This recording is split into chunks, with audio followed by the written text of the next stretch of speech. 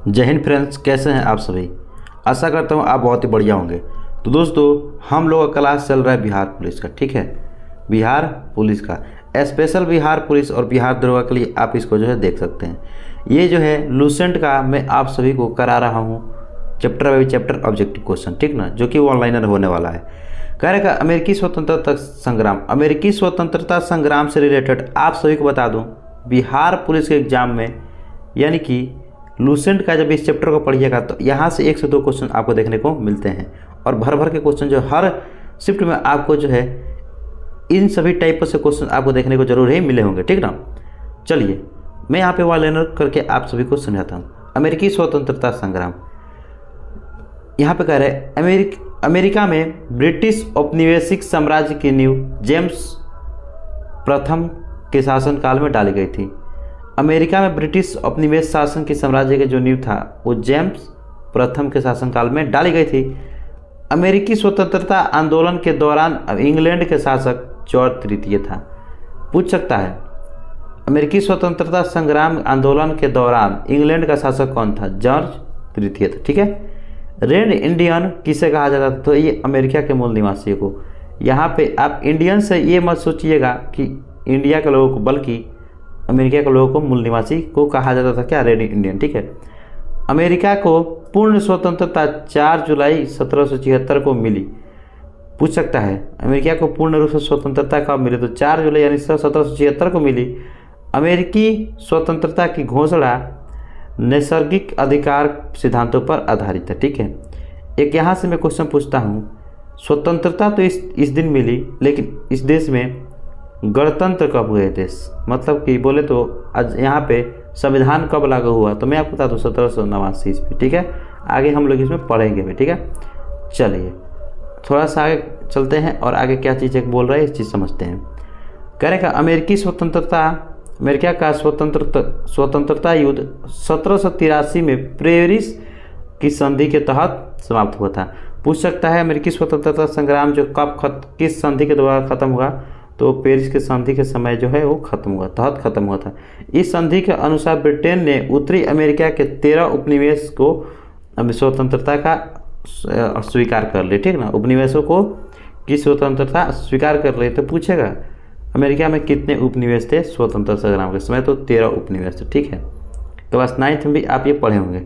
America का स्वतंत्रता संग्राम में लफायते के नेतृत्व में फ्रांसीसी सेना ने इंग्लैंड के विरुद्ध एक भाग लिया था, ठीक। इसकी तो ये लफायते के नेतृत्व में, ठीक है, लफायते के नेतृत्व में। चलिए नेक्स्ट चलते हैं। नेक्स्ट है कह रहेगा सप्तवर्षीय युद्ध में इंग्लैंड की काफ़ी अधिक क्षति हुई थी। सप्तवर्षीय युद्ध में इंग्लैंड की काफ़ी अधिक क्षति हुई थी। क्वेश्चन पूछेंगे सप्तवर्षीय युद्ध किन 2 देशों के बीच हुआ? तो वो जो था वो इंग्लैंड और फ्रांस के बीच हुआ, ठीक है। चलिए आई होप इतना समझ गए। इस क्षति की पूर्ति करने के लिए तत्कालीन प्रधानमंत्री ग्रेनविले ने 1765 में स्टॉम्प एक्ट पारित किया, जिसके अनुसार किसके? तो स्टॉम्प एक्ट क्या था ये बता रहा है। सभी अदालती कागजों अखबारों आदि पर 20% शिलिंगी का स्टॉम्प लगाना अनिवार्य था। बोले तो 20% कर लगाना अनिवार्य था इन सभी की क्षतिपूर्ति करने के लिए। काफ़ी ज़्यादा क्षति हुआ, जिसको पूर्ति करने के लिए इतना ज़्यादा फीसदी जो है वहाँ पे टैक्स लगाना इन लोगों के लिए अनिवार्य था। 1767 में ब्रिटिश संसद ने कागज, शीशा और चाय और रोगन जैसे उपभोक्ता वस्तुओं पर भी कर लगाया। इन सभी वस्तुओं पर भी क्या लगाया? उस समय कर लगा दिया, ठीक ना। क्यों? क्योंकि इंग्लैंड की काफ़ी ज़्यादा क्षति हुई थी और इसको पूर्ति करने के लिए, ठीक है। उपनिवेशवासियों ने इन करों का व्यापक विरोध किया तथा सैमुअल एडम्स ने प्रतिनिधित्व नहीं तो कर नहीं का नारा दिया। बोलेगा किसने? प्रतिनिधि नहीं तो कर नहीं का नारा किसने दिया? तो वो दिया था सैमुअल एडम्स ने, ठीक है। आई होप आप इतना समझ गए। चलिए सप्तवर्षीय युद्ध इंग्लैंड और फ्रांस में 1756 से 1763 के बीच हुआ था। ये क्वेश्चन काफ़ी ज़्यादा इंपॉर्टेंट है, ठीक है। ये क्वेश्चन आप सभी के लिए बहुत ज़्यादा इंपॉर्टेंट बन सकता है। चलिए नेक्स्ट टॉपिक तब चलते हैं। कार्य का स्वतंत्रता आंदोलन के दौरान उपनिवेशवासियों ने स्वाधीनता के पुत्र और एवं स्वाधीनता की पुत्री नामक संस्थाएं बनाई जो ब्रिटिश सरकार की कार्रवाई का विरोध करती थी। ठीक है। 1776 में टॉमस पेन की लघु पत्रिका कॉमन सेंस, ठीक है, 1776 कब? तो 1776 में। बोलेगा क्वेश्चन टॉमस पेन की रचना क्या है? तो आपको कॉमन सेंस, या फिर बोलेगा कॉमन सेंस की रचना कब हुआ था? तो 1776। किसने की? तो टॉमस पेन ने किया। प्रकाशित हुई। इसमें अत्यंत प्रभावशाली एवं उत्तेजक शैली के स्वतंत्रता की आवश्यकता पर बल दिया। टॉमस पेन ने राइट ऑफ मैन की भी रचना की थी।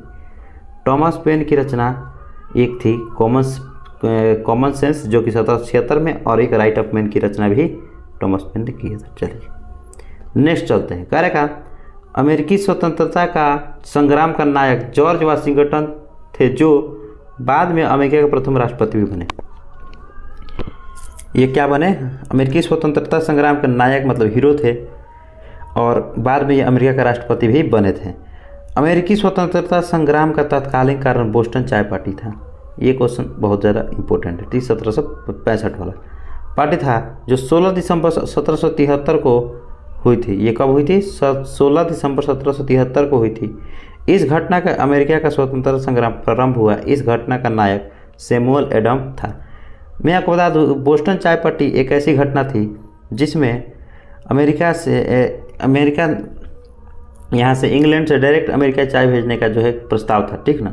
जब वहाँ पे पेटियाँ पहुँची, चाय की लदी हुई बोरियाँ पहुँची किससे? तो आपको नाव से। तो उस समय वहाँ के नागरिक क्या किए? सभी के सभी चाय पेटियाँ निकाल करके नदी में फेंक दिए और वहाँ पे चाय की पार्टी की। इसलिए बोस्टन चाय पार्टी के नाम से इसे फेमस है। ठीक है। चलिए, इसका जो नेता थे वो कौन थे? सैमुअल एडम थे। इसको भी ध्यान में रखिएगा। चलिए नेक्स्ट क्वेश्चन की तरफ चलते हैं। नेक्स्ट टॉपिक क्या बोल रहा है हमसे? कह रहा है 5 सितंबर 1774 को 13 उपनिवेश प्रतिनिधियों का फिलाडेल्फिया शहर में एक महादेशीय सम्मेलन आयोजित किया गया जिसमें ब्रिटिश कानून का विरोध तथा व्यापार के बहिष्कार का निर्णय हुआ था। ठीक है। 18 अप्रैल 1775 को ब्रिटिश सेना तथा उपनिवेशवासियों के बीच लेगिस्टन में प्रथम संघर्ष हुआ था। पूछेगा कहाँ पे? तो लेगिस्टन में। 4 जुलाई 1776 को फिलाडेल्फिया में दूसरा महादेशीय सम्मेलन हुआ जिसमें टॉमस जेफरसन द्वारा तैयार किया गया स्वतंत्रता का घोषणा पत्र जारी किया गया था। ठीक है, इस बात को ध्यान में रखिएगा। चलिए नेक्स्ट कह रहा है प्रजातंत्र की स्थापना सर्वप्रथम अमेरिका में हुई थी। प्रजातंत्र की सबसे पहले स्थापना कहाँ हुई थी? तो ये अमेरिका में हुई थी। इसे ही आधुनिक गणतंत्र की जननी भी कहा जाता है। किसे? अमेरिका को। ठीक है। धर्मनिरपेक्ष राज्य की स्थापना सर्वप्रथम अमेरिका में ही हुई थी। धर्म मतलब किसी भी धर्म को जिस देश में नहीं माना जाता उसे धर्मनिरपेक्ष देश कहा जाता है। मतलब वहाँ पे किसी भी एक धर्म को मान्यता प्राप्त नहीं होता है कि वो हिंदू ही रहेगा, ठीक है, या फिर मुस्लिम रहेगा। सभी धर्मों की मान्यता प्राप्त होती है वहाँ पे, उसे निकल धर्मनिरपेक्ष देश। ठीक है। तो ये सबसे पहले अमेरिका में बनाई गई, ठीक है, लागू की गई थी। संसार में सर्वप्रथम लिखित संविधान संयुक्त राज्य अमेरिका में 1789 ईस्वी में लागू हुआ। बोला था आगे चल के आएगा। तो सबसे पहले लिखित संविधान कहाँ पे लागू हुआ? तो अमेरिका में। कब लागू हुआ? तो 1789 में, जिसमें महिलाओं को संपत्ति का अधिकार मिला तथा उत्तराधिकारी कानून को न्याय संगत बनाया गया। ठीक है, इस बात को ध्यान रखिए। चलिए नेक्स्ट क्वेश्चन की तरफ चलते हैं। मतलब इसी टॉपिक के नेक्स्ट टॉपिक के ऊपर कह रहा मॉन्टेस्क्यू के शक्ति के पृथक्करण का सिद्धांत को मान्यता मिली। तो पूछे क्वेश्चन शक्ति के पृथक्करण का सिद्धांत किसने दिया? तो ओ मॉन्टेस्क्यू ने दिया। किसने दिया? तो मॉन्टेस्क्यू ने दिया। ठीक है। चलिए नेक्स्ट चलते हैं। कह रहा 1781 में उपनिवेशी सेना के सम्मुख आत्मसमर्पण करने वाला ब्रिटेन का सेनापति लॉर्ड कॉर्नवालिस भी था। अमेरिका विश्व का पहला देश था जिसने मनुष्यों की समानता तथा उसके मौलिक अधिकारों की भी घोषणा करता था। ठीक है, अमेरिका ही एक पहला देश था जिसने मनुष्य की समानता और उसके मौलिक अधिकारों की भी घोषणा की थी। ठीक ना, यानी कि करता था वो और इन चीज़ों को मानता था और सभी देशों के लिए समान हितों में सोचता था। अमेरिका के दासों का आयात को 1808 में अवैध घोषित किया गया था। अमेरिका के दासों के आयात को कब घोषित किया गया? ये 1808 ईस्वी में अवैध घोषित कर दिया गया। नेक्स्ट कह रहा अब्राहम लिंकन अमेरिका के राष्ट्रपति 1860 ईस्वी में हुए थे।